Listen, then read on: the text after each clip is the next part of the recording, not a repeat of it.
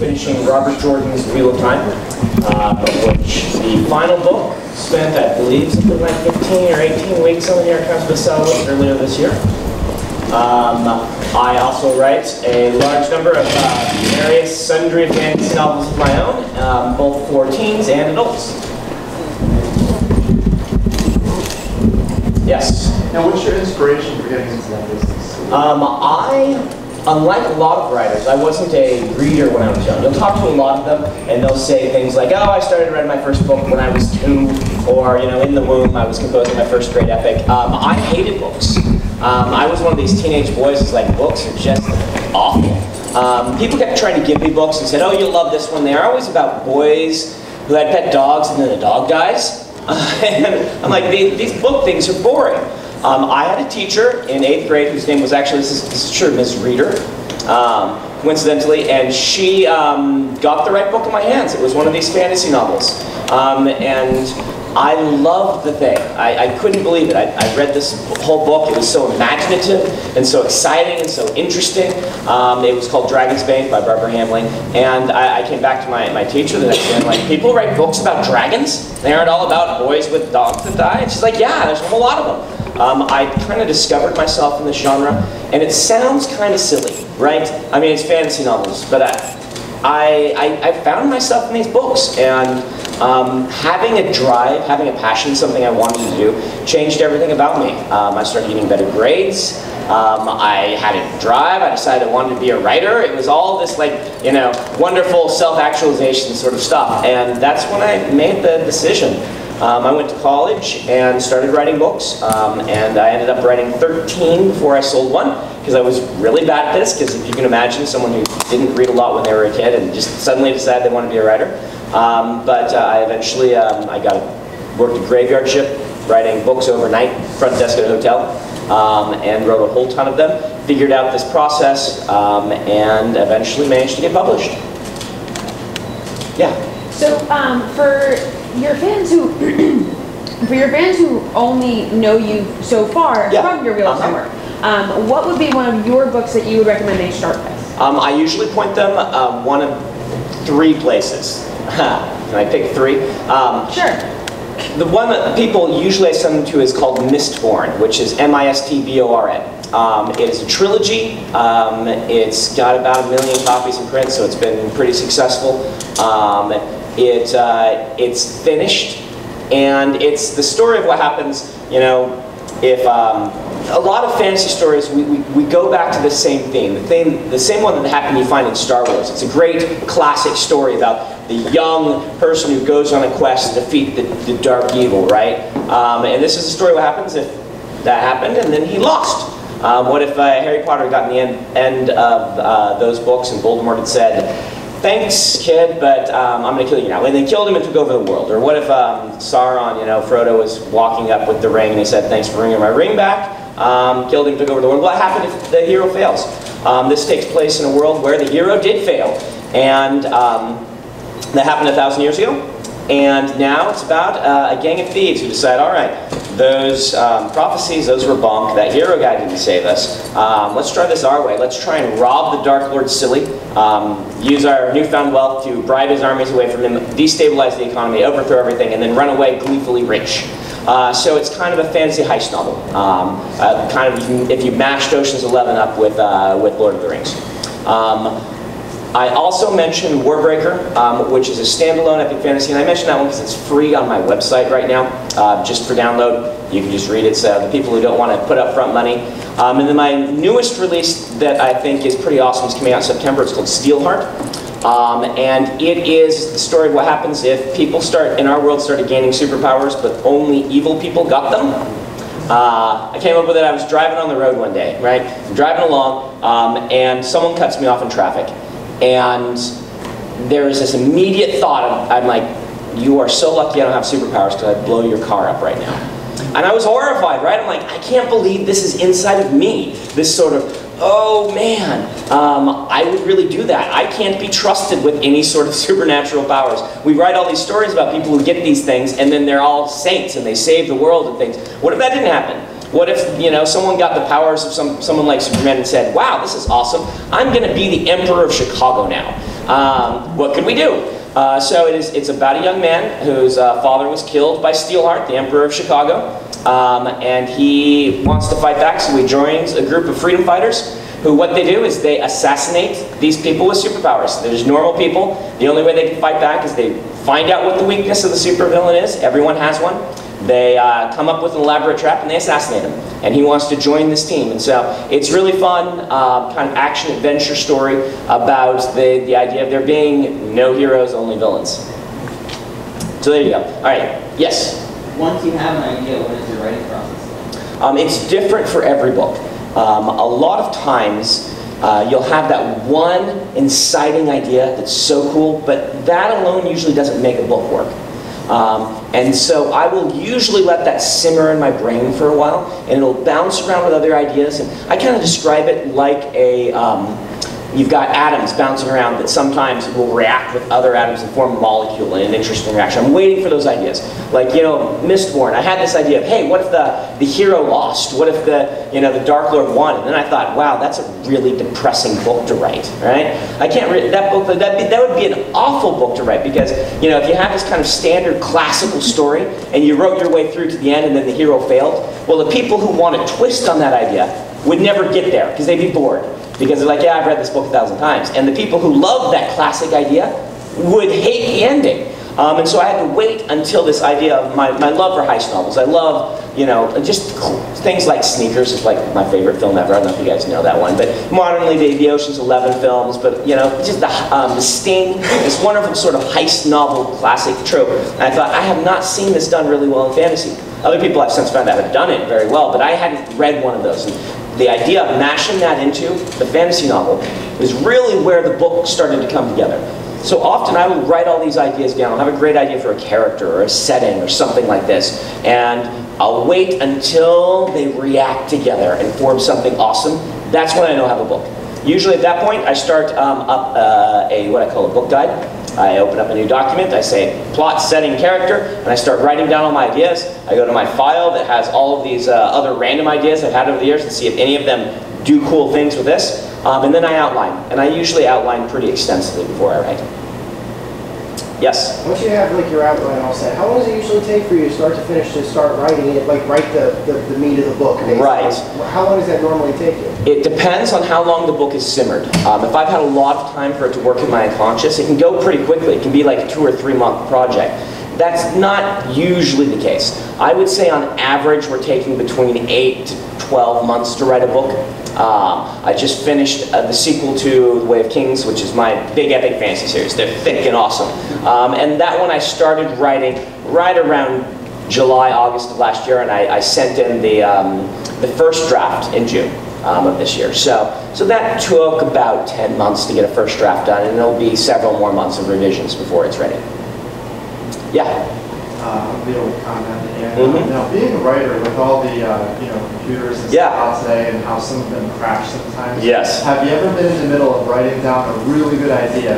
Yeah. And then all of a sudden the computer would delete what you've written, and then how did you overcome that? You know, I think every writer has a story like this, and it's always the fish that got away, right? Like I can still remember this one that I was writing, and I was like just a teen. I was like 18 or 19, so the story must have been awful, right? This big. Yeah, but in my head, it's like that is the most awesome idea that I will never replicate, and I've tried, and it just doesn't work anymore. In the moment, it was working, and if I would have written that, I would have, everyone would have said, "Wow, fantasy novels are the newest, coolest thing. We're going to give this like National Book Award or whatever." It was like it was awful. I'm sure it was awful, but that's not what happens in your head. But yeah, my computer crashed, and I lost the whole thing.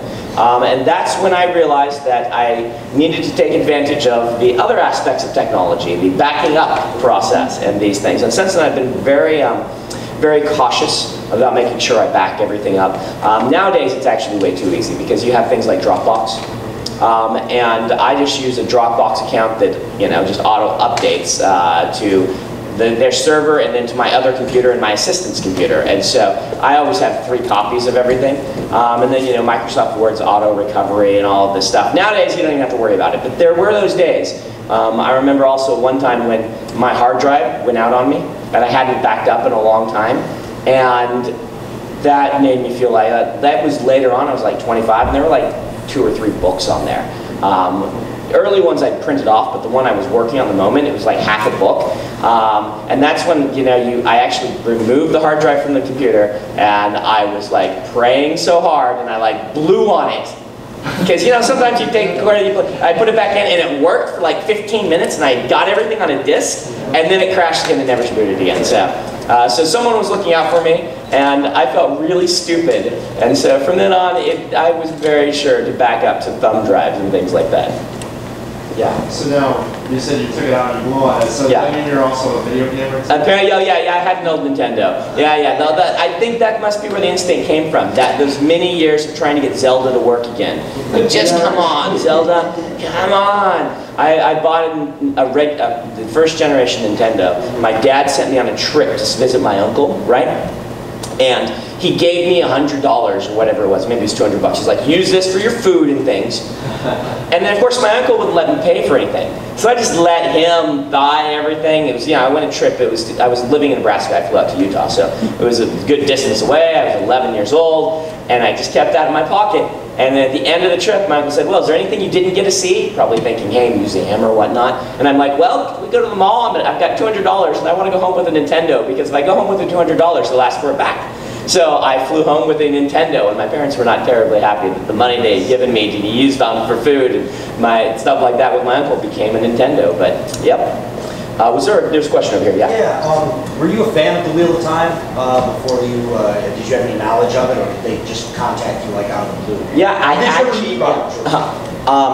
never met him. People are surprised to hear that. I saw him once at a convention. I was too shy to go talk to him, which I still feel bad about to this day. I was familiar with the Wheel of Time. In fact, I started reading them. The first book, The Wheel of Time, came out the fall after I discovered fantasy novels. And I was actually kind of searching for something. It sounds more grand than it really was. But early on, all the books that I'd read, my friends or my teachers had given me, would be like, hey, read this series. Here's Terry Brooks. Enjoy this. Or here's David Eddings. You'll love this. And at that time, I'm like, everything's already out. All the great stories have been written. I want to find the one that I tell people, hey, you haven't heard of this, read this. And I can remember walking into my little bookstore. It's also a comic book shop and game store. And I walked in, they sold fantasy novels, and there on the shelf was this big, thick book, right? I'm like, wow, big is good, right? Big, thick book. I had to try this thing. And it was Eye of the World by Robert Jordan. And I fell in love with the series very early on. To the point that when the next book came out and it was in the big oversized trade paperback, I felt all proud, like my child had achieved something successful by moving on and by getting into trade paperback, and like I picked it. I read all the books when the new one would come out. I'd read through the whole series again, so I'd read the series multiple times. But I didn't know Robert Jordan or his wife Harriet. Harriet was his editor also. She was his editor before she married him. And after he passed away, a lot of us in the community, myself included, were crushed. Robert Jordan had meant a lot to us in the genre. I had become a writer in part because of his books. I almost stopped reading books after book 6 because I said there's no way he's going to live to see the end of this series, and my words were prophetic. And I didn't know that my name was being considered. I had written nice things about Robert Jordan on my website and said, this guy's an inspiration to me. I'm thankful for what he's done. And what happened is one day I got up in the morning, then there was a voicemail on my phone, and I listened to it, and it was from Harriet McDougall Rigney, Robert Jordan's widow. And she said, hey, I'd like you to call me about a month after he passed away, or a few weeks maybe. There's something I want to talk to you about. And I just was stunned. I'm like, oh, this can't be what I think it is. This is, I didn't know anything about this. And so You thought she was going to sue you for copyright. Right, yeah, maybe something like that. Here's one of my ideas. Yeah. So I eventually called her back and she said, well, I've read your books. Your name came up. And she actually read Mistborn. And I'd like you to finish The Wheel of Time. And that just kind of dropped on me like a load of bricks. Honestly, like I couldn't respond. This sort of thing doesn't happen, right? I mean, this series has something like 50 million copies in print. Like, it is just enormous. The last whatever books have all been #1. I mean, to give you the weight of this thing, the first of the 3 I wrote, the first one dethroned Dan Brown's new book for the #1 spot, and the second one dethroned John Grisham. Oh, right? Wow. So this is what this series does. A couple of nobodies. Yeah, a couple of nobodies, and that wasn't me. That was the series and the love the fans had for it. And I've been reading these things since I was a kid, right? It's like, you know, it's like what must have happened when George Lucas shows up, or Disney or whatever, says, J.J. Abrams, do the next Star Wars. You know, it's that sort of level of thing. It doesn't happen. I couldn't even talk. I stuttered. I barely got out a yes. In fact, the next day I wrote Harriet an email and said, it started, "Dear Harriet, I promise I'm not an idiot. I'm sorry I couldn't talk yesterday."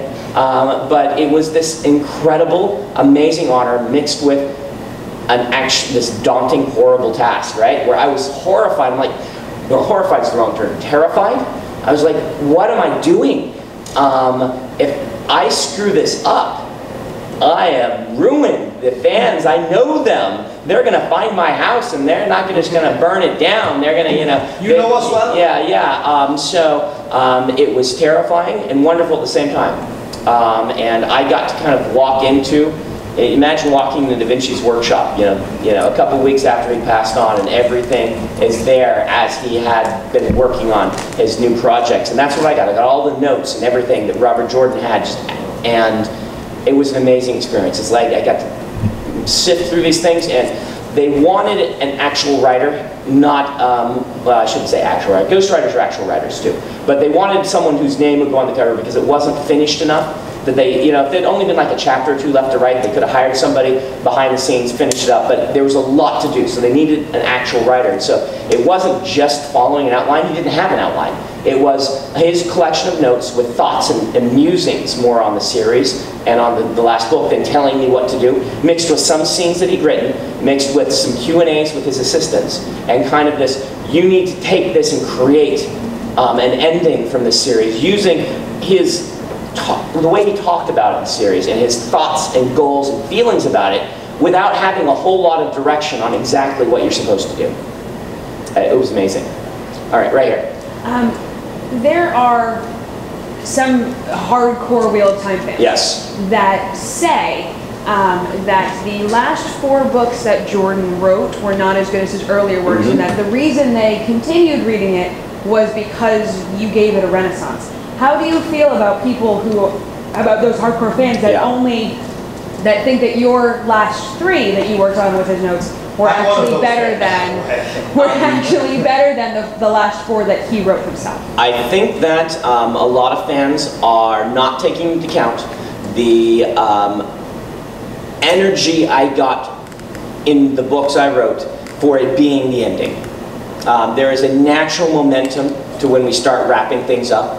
That I get the benefit of, where Robert Jordan spent many books setting things up. It's like, you know, I got to catch the fly ball, and, you know, and get the final out, and everybody's happy and things like that. But all the work going up to that was equally or more important in this series. And so I honestly think that if he would have written these, they would have been better than mine, and there wouldn't be this question. I think that I did a good job. I am satisfied. I am proud of what I did. It was really hard, and it worked. I didn't screw it up too badly, in other words. But I do think that there is that. That you would have seen some of the same things from Robert Jordan. Can't say for certain, but that's what I believe. The last books that he did were kind of slow. And he acknowledged this. You can find interviews where he's like, you know, I wish I wouldn't have done book 10 the way I did. It was a parallel novel that didn't advance the plot a whole lot. So yeah, I think he acknowledged even that they were a little bit on the slow side. But you'll find it's kind of interesting, at least for me, when I reread the whole series, knowing the ending, those books didn't feel slow anymore. They felt mostly really slow because we were waiting for years for them to come out, and then they come out and it advances the plot like 9 days. We're like, come on, Robert Jordan, give us something more than 9 days. But if you read them now in sequence, knowing you've got an ending, it doesn't have that same sort of sense of we had to wait 3 years and this is what we got. I do still love those books. I will acknowledge that they are a little bit slow. We'll go, let's see, oh, back here. I want to ask you about the changes in the publishing industry. Yes. How they've affected you, ebooks and... Excellent. Yeah, I'll answer that, and then we can come back to real-time questions, so don't worry about that. Lots of cool stuff is happening with ebooks and self-publishing. Once upon a time, you know, you said you were in a self-publishing book and everybody laughed at you. It probably wasn't legit because there's always been self-published super success stories. Aragon being one of them in our genre. And now, though, I mean, it's the wave of the future. And how has it affected me? Well, my latest solo launch of a book sold more copies in ebook opening week than it sold in print. So my audience, particularly opening, has moved to more ebooks than print copies, which is really interesting. I really hope we don't lose the bookstores. I feel there's a certain level of browsing that happens at a bookstore that is very important to the genre, specifically for new authors getting launched, that doesn't happen online in the same way. And I would hate to lose booksellers. They've been very good to me. I love going and doing book signings. So I'm hoping that we'll settle down at a point where the ebooks are completely viable and doing awesome things, but we still have the bookstores. Maybe they'll shrink a bit, but we still got the nice bookstore staff, hand selling and things like this. I do think it is a great opportunity for new writers, being able to take particularly those books that might be, that have an audience, but they're a niche audience, that New York is like, not enough people will buy this for us to invest in it. But you can do it yourself and make a really good living. Or those people are like, you know, I want to have complete control over everything. Those people can do it on their own and make a name for themselves and never have to, you know, never have to give up anything they don't want to give up. I like New York publishing. It has treated me really well. I want to continue doing that. But I have done some ebook experiments as well, trying to find out how this whole new world is going to work. I think if you ignore it, it will stomp you down into the ground. And so you have to make use of it. You can't be afraid of it, and you can't ignore it. All right. I was the same way as a kid with being a non-reader. Yeah. You know, we learned later on that reading is so important for kids. Would you happen to do any type of benefit or anything? Yes, benefit for new writers. I do try to speak at schools when I can. That's really hard to do with my current schedule, but I try to put in like 2 or 3 at a high school every year. Beyond that, I do a podcast called Writing Excuses, which is a fun, how to write, trying to make it all sound exciting. Podcast that for aspiring writers. It's me and 3 other authors, and we talk. One of us does cartoons, web cartoonist, so comic book artist, and a young adult horror writer, and then myself, and then Mary Robinette Cole, who does Regency fantasy and other various science fiction stories and things. And we get together and we talk about writing in hopefully a really interesting way. It's kind of our give back to the community thing. But mostly, if I meet, you know, people who say they don't like to read, I say, realize that books are like shoes. Not every pair of shoes fits every person. You have had bad shoes put on your feet, and they hurt. So you think you don't like wearing shoes, but if you get the right shoes, you're going to love it. All right, you had a question earlier? I know from this weekend that you're a huge fan of Magic the Gathering. I am. If it was on the table for you to write a series in the Magic universe, would that be something you'd be interested in? Would I write a series in the Magic universe? It is not outside the realm of possibility. Magic is my super nerd addiction, right? They let me tour Wizards of the Coast on my last tour. It was awesome. They took me around, I met everybody. They gave me like some cool cards that you can't get anywhere else. They're like little test cards and things like that. They showed me just all kinds of nifty things that I can't even talk about. They did say, hey, if you ever want to write something for us. And what I told them is, early in my playing Magic sort of thing, people play Magic professionally. And I started doing some of these tournaments, and I realized I can't look at Magic as any sort of money income thing, because I've already done that with one hobby, reading. And if I take what is now my relaxation and turn that into a money-making enterprise, I just can't do that. So I said, you know, it's more likely that you get me to write some free story you put on your website, and in exchange, you know, I don't know, we do something goofy, you know, or I get some cards or something. Yeah, I get some cards or something. I mean, I can't look at it as a money-making opportunity. I just have to look at it as my geek obsession. And in that, as fan Brandon, I can do something. As professional Brandon, I just don't think I could. It wouldn't be good for me the way I regard the whole thing, the magic. But I love doing it with fans of my books at conventions. Every convention I go to, I'll do a magic night where we'll sit around and play, because I found that sometimes it's kind of hard to approach an author, even though we're like the most minuscule celebrities that can exist, right? And on that totem pole of celebrities, we're right there next to like YouTube famous, it's author famous. And so it's not like, you know, people need to be intimidated to come and talking to the goofy author, but they are sometimes. And so I figure if I can do something like this, that is just interact with me in a normal setting, in a fun setting, that will be good both for them and for me to have some fun. And so every night every con, I'll do this, and people come and we just play magic and chat. All right, so you had a question, then we'll go to you. First, I just want to say, do you have any advice for young writers who are trying to get their first book published or anything like that? Excellent question. I do have advice for new writers. The best thing I can tell someone who wants to break into writing is to treat writing like you would treat learning and playing an instrument, which is, don't expect your early things to be what makes you famous. If you were to go back and listen to, you know, whatever, Jimi Hendrix, when he first was starting, you probably wouldn't want to record those sessions, and then, well, you would now. But, you know, it's like, the early stuff, learning an instrument, is never the stuff that you're like making a demo tape out of or something. And so approach writing like that. Approach writing like learning to hit a baseball. Train yourself in the skill of writing stories.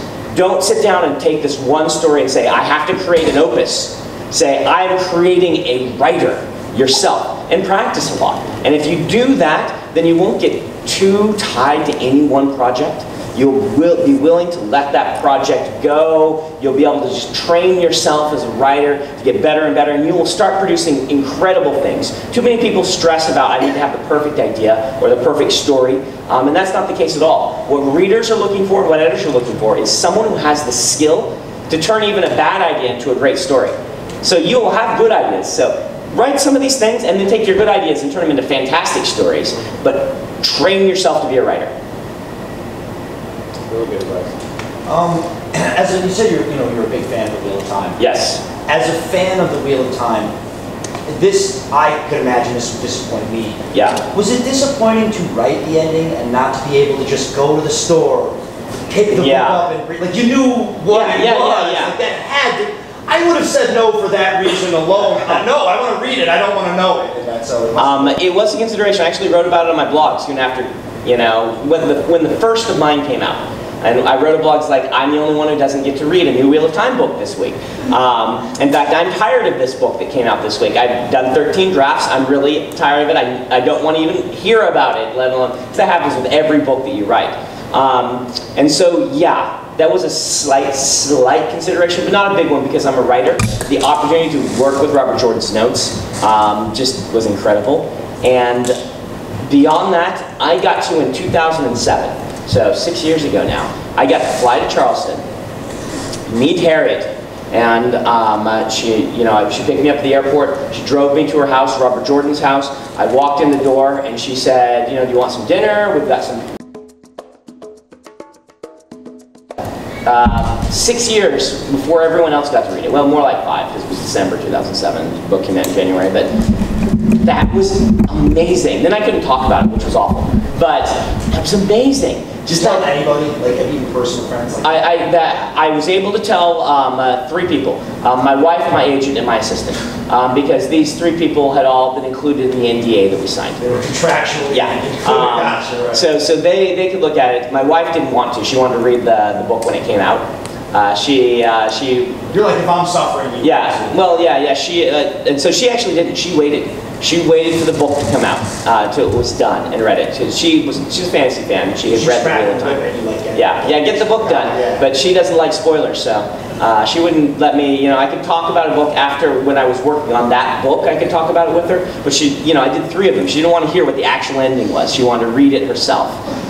So yeah, that opportunity more than made up for what I lost. Yeah. Now, has any producer ever approached you or your agent or anything about doing a movie? And if yes, what is your thought? Yes, they have. I've sold some 4 or 5 movie options at this point. And so, yeah, I have Mistborn is optioned. My middle grade series, which is called Alcatraz versus the Evil Librarians, was optioned by DreamWorks Animation for many years. I have a television show that we're working on called Legion. It's with Lionsgate. So yeah, lots of things. Wheel of Time's been optioned too. In fact, that's a full buyout. My opinion on it is, it's kind of interesting. Hollywood is a very different world from New York. In New York, number one, they're New Yorkers, so they're very straight with you to the point of being very blunt. Hollywood, they're not very blunt. Hollywood, they want everyone to be their friend, and they're very nice, maybe overly nice. So you've got on one side the New Yorker saying, if I write a book and send it into my editor, he'll call me and say, Brandon, this book's crap. Why'd you write this terrible book? We got to fix this. If it's crap, that's what he'll say. Where in Hollywood, if something is terrible, they're like, oh, we love this. We'll get back to you. And you got these 2 extremes. So it's really odd to go from one to working with the other.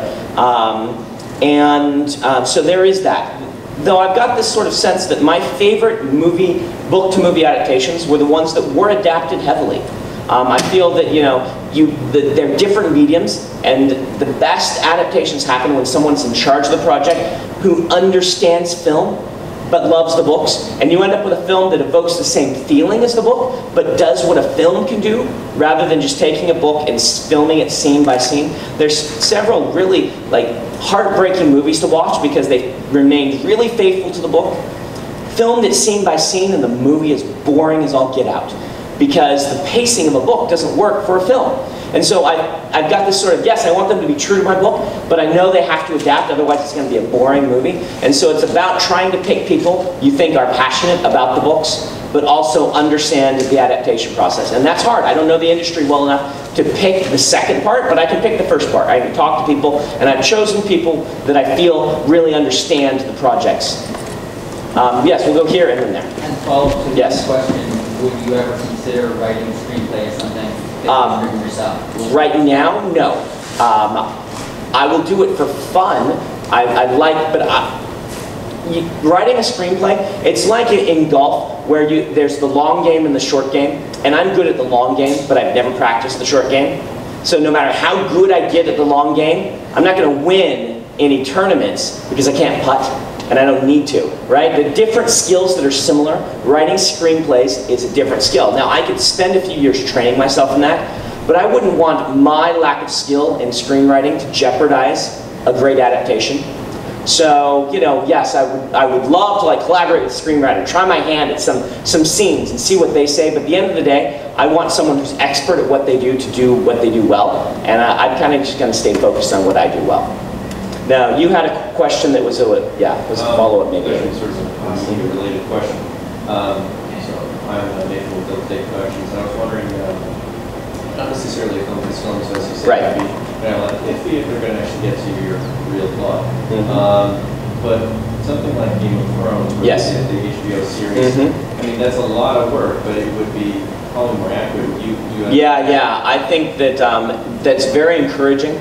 What's happening there. I like, we have this recent wave of television shows that have been really spectacular in the kind of long form visual medium, Breaking Bad and Walking Dead and Game of Thrones and things like this. And it really encourages me for something like this. Walking Dead is also an adaptation and works very well. And so particularly something like The Wheel of Time, I would much rather see done as a television show rather than trying to trim that down into a novel. And I would be excited by that opportunity. I like what's going on with Netflix even, where they're like, we can commission an entire series. We'll do all 10 episodes and then release them at once. That seems like the perfect sort of model for some of these big epic fantasy books.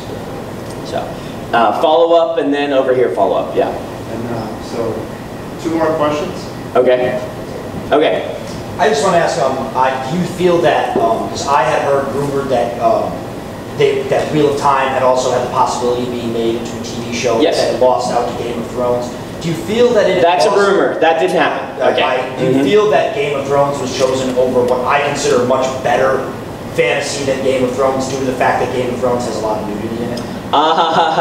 Boy, that seems like somewhat of a charged question. I'll try to address it though. Number one, no. Number one, Wheel of Time has, for the last 4 or 5 years, been at Universal Pictures being developed as a feature film.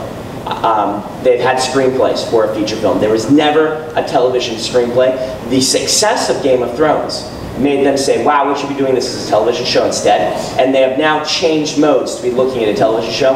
But it wasn't because they didn't choose between the two. They saw what Game of Thrones did. HBO does seem to require a certain amount of graphic content that is there in every episode that and because of that, I don't actually watch the Game of Thrones. I'm with you. That's why I'm watching it. I have had people say they feel it gets shoehorned in. At the same time, they also say it's one of the most faithful adaptations of any series ever, and one of the best. And so, yes, I don't think Wheel of Time would be right for HBO because of that reason, specifically. But yeah, I don't think it was a contest between the two. Ever. I don't think that HBO... No, I don't mean like a contest between the two, just there was other fantasy that was in the running, but they chose Game of Thrones. I think that Game of Thrones is a great match for HBO. Let's get them. It is a great match for HBO. The Game of Thrones is a bad book. I'm not a fan, but it is well written. Oh, George R. Martin is fantastic. He is an amazing writer. So yeah. All right, last question. Do we have one more, or we're done? I guess. All right.